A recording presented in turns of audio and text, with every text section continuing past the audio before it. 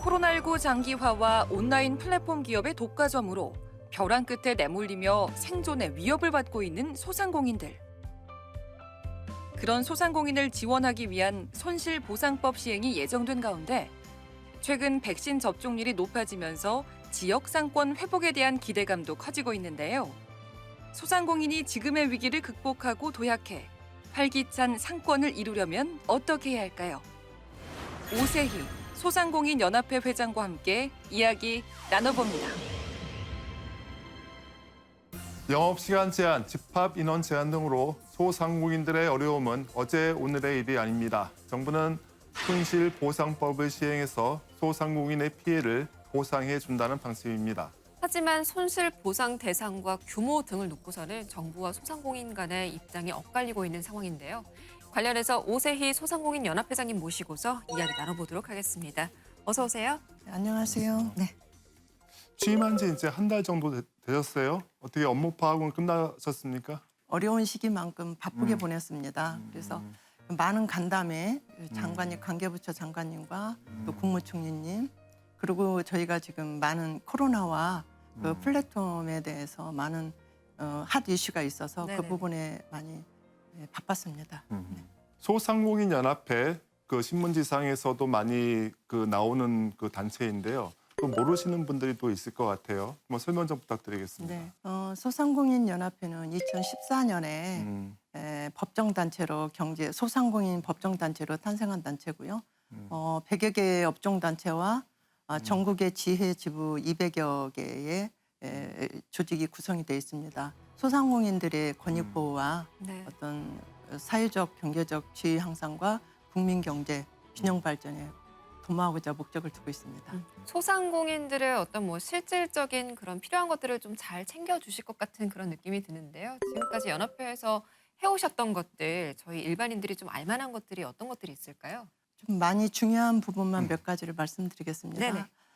먼저 그 소상공인 그 임차인 그 임대차 보호법이 제정됐고요. 그거는 소상공인들의 그 임차인 그 청구권, 갱신 청구권에 대해서 5년에서 10년으로 제정이 됐고 소상공인 생계형 적합업종으로 중견기업과 대기업의 진출 제한에 대한 부분과 저희가 이제 많이 들으시겠지만 최저임금 할 때 그 인하에 대한 부분 네. 그리고 그 중대재해처벌법 5인 미만이 제의됐습니다. 그리고 이제 소상공인에서 저희가 법정단체 이후에 제도장치 마련하는 기본법 제정과 그다음에 그 간이과세 그 전에 상향으로 8천만 원까지 상향이 여러 가지가 좀 있습니다. 그러네요.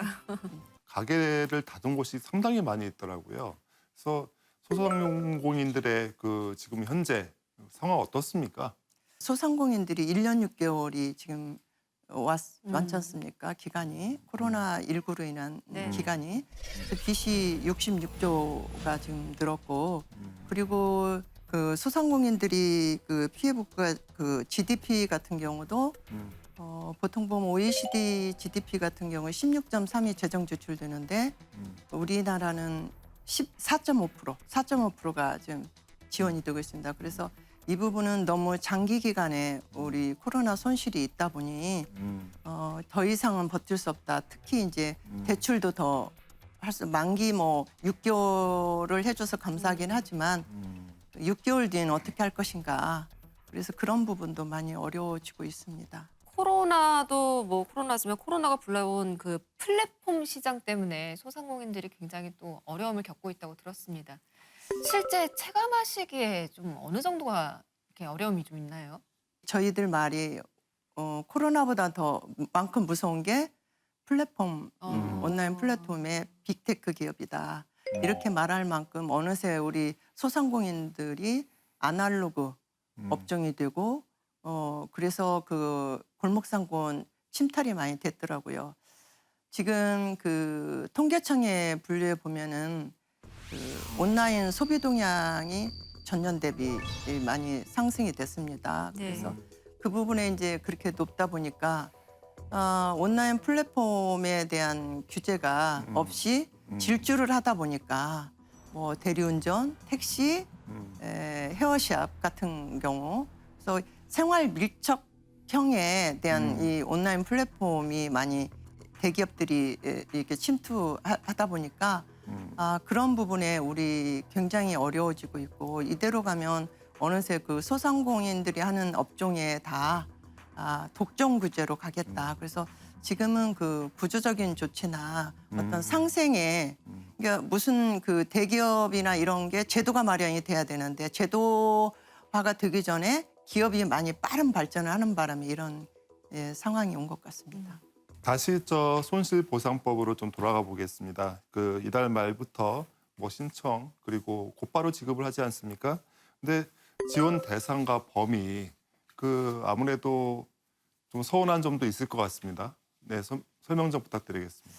지난 7월에 손실보상법이 공표가 됐고요. 9월, 7월에 국무회의에서 그 손실보상법이 이제 시행령이 통과가 됐습니다. 그래서 지금 이제 10월 8일에 손실보상 심의가 첫 회의를 앞두고 있어요. 간염법상 예방법에는 집합 영업 제한으로 인한 손실보상이 이루어져야 된다고 돼 있는데 지금 이제 문제가 시행령에 빠진 부분은 시간 제한에만 돼 있고 인원 제한에는 없습니다. 그래서 이제 인원 제한이 빠졌어요. 아쉽게도 빠져서 이 부분은 그러다 보니까 사각지대가 생겼어요. 숙박이라든지 여행업이라든지 뭐 일부 체육시설. 그래서 이제 또 그렇지만 또 거기서 위기 업종이 있잖아요. 그러므로 또 더 어려워지는 업종들. 그래서 그런 부분은 다시 그 논의가 돼야 되지만 그런 재난기금으로라도 편성해서 네. 이 부분은 이제 돼야 되고 또 19년도 이후에 그러면은 그 창업한 사람들은 전년도에 매출 그 19년도 매출 기준을 하기 때문에 19년도에 매출이 없지 않습니까? 그럼 그 이후에 창업한 그 업종은 어떻게 할 것인가? 그래서 어쨌든 구조적으로 좀 세분화해서 더 보상에 그런 논의가 있어야 된다 이렇게 생각합니다. 일단 정부에서 발표한 내용을 보면은 매출액을 기준으로 해서 이제 손실 보상 기준을 정하겠다는 방침을 두고 있잖아요. 그런데 이제 뭐 손실액의 전부를 보상하느냐, 그것도 일부를 보상하느냐 이것을 두고서도 좀 의견이 나뉘고 있는 것 같아요. 금지 업종은 80%, 제한 업종은 60%. 네. 그런 논의가 되고 있습니다. 근데 7월 이후에 그 업종의 손실보상에 대해서는 법이 공표가 됐잖아요. 손실보상법이. 그 이유는 온전한 보상이 이루어져야 되고 특히 아까 말씀드린 앞전에 사각지대 업종. 인원이 빠졌기 때문에 시행령에 빠진 그러니까 시간 제한에만 됐지 인원은 빠진 업종. 그러므로서 여행업이라든지 숙박업 그런 기타 체육시설이라든지 이런 부분에는 좀 더 어떻게 할 것인가 이제 그런 부분에 논의가 돼야 된다고 생각합니다.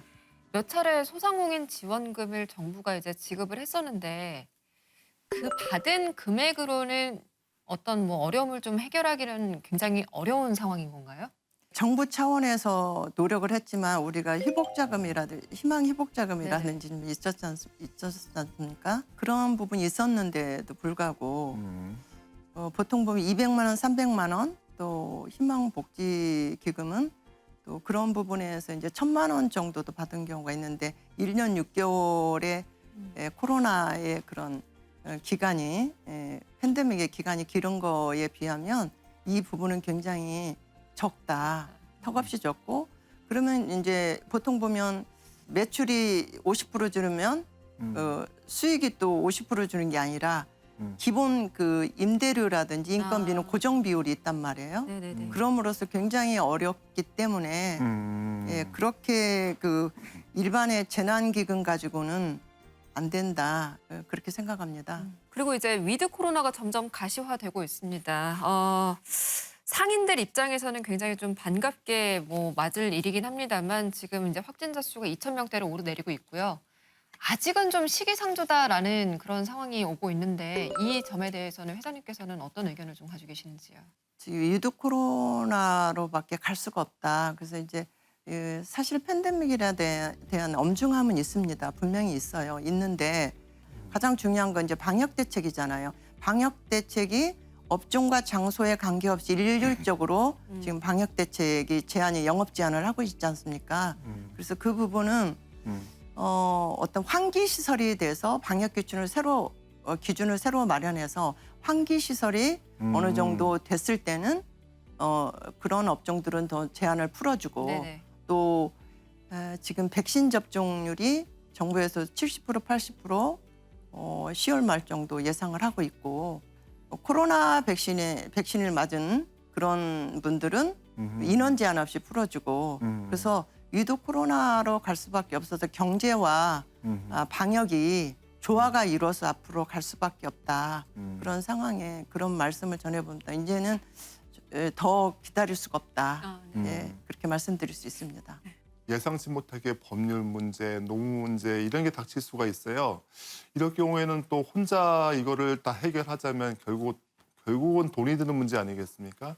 그 소상공인연합회에서는 또 어떤 지원을 하고 계신가요? 저희가 연간 그 노무하고 병문데 노무가 150건 정도, 법률은 한 100여 건 정도의 지원을 해주고 있습니다. 그래서 이 부분은 굉장히 그 변호사님과 노무사님들의 많은 그 노력으로 굉장히 좀 많은 도움이 됐다는 평가입니다. 그래서 저희가 앞으로도 이 부분은 왜냐하면 소상공인들이 그 많은 그런 뭐 노무라든지 법률을 그 서비스 받기가 쉽지는 않지 않습니까? 그래서 그 부분 그렇죠. 많이 도움이 됐고 그뿐만 아니라 그 K태그 공동 브랜드 사업인데 그런 부분도 소상공인들이 이제 맛과 기술로 하는 그 모여있는 그 공동 브랜드를 만들어서 그 간판도 달아주고 또 그럼으로써 소비자들이 좀 빨리 인식해서 올 수 있는 그런 여러 가지들을 지원하고 있습니다. 그러면은 소상공인 입장에서 궁금할 것 같아요. 과연 내가 어떻게 그러면 지원을 좀 받을 수 있을까? 혹시 뭐 연합회를 찾아가야 하는 것인가? 뭐 궁금하신 분들이 있을 것 같은데 자세한 방법에 대해서도 좀 안내를 해주시죠. 네, 저희 소상공인 연합회의 홈페이지에 사업의 안내가 항상 공지가 있습니다. 아, 먼저 홈페이지를 확인하면 그리고 된다. 네. 또 지역에 저희 지자체에 그 지역에 그 소상공인 연합회가 있습니다. 어느 지역에나. 그래서 직접 그 해당 지역에 찾아가셔서 거기서 참여하고 그 같이 목소리를 높이고 또 할 수가 얼마든지 있습니다. 그래서 자유롭게 좀 문을 두드려라 이런 말씀이신 거죠?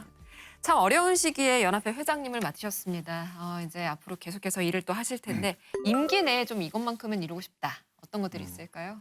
소상공인 연합회는 우리나라의 경제 풀뿌리 같은 겁니다. 네. 그래서 지금 어느 나라 못지않게 소상공인 자영업 비율이 우리가 높아요. 24%가 넘고 있습니다.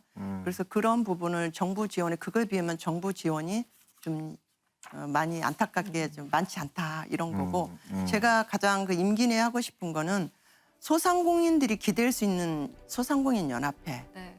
예, 소상공인을 두들겨서 소상공인의 좀 눈물을 닦아줄 수 있는 연합회. 그래서 제가 그 소상공인의 사회적 안전망을 이룰 수 있는 뭐 폐업과 사업 재개 때 필요한 공제조합이라든지 네. 그다음에 발전재단에서 또 육성을 하고 지원하는 경우 그리고 이제 여러 소상공인 연합회에서 할 수 있는 것들이 많거든요. 그래서 그런 건데 첫째가 국민들한테 신뢰받고 건강한 생태계를 구축할 수 있는 연합회를 만들고 싶습니다. 전국의 소상공인은 700만 명에 이릅니다. 소상공인이 우리 경제의 풀뿌리 역할을 하고 있습니다. 국가 경제가 잘 돌아가기 위해서는 소상공인에 대한 관심이 더 필요해 보입니다. 자, 소상공인들이 지금의 위기를 극복하고 다시 도약할 수 있도록 소상공인 연합회가 든든한 동반자로 함께해 주셨으면 합니다. 자, 오늘 토요일 포커스는 여기서 모두 마치도록 하겠습니다. 함께해 주신 여러분 고맙습니다.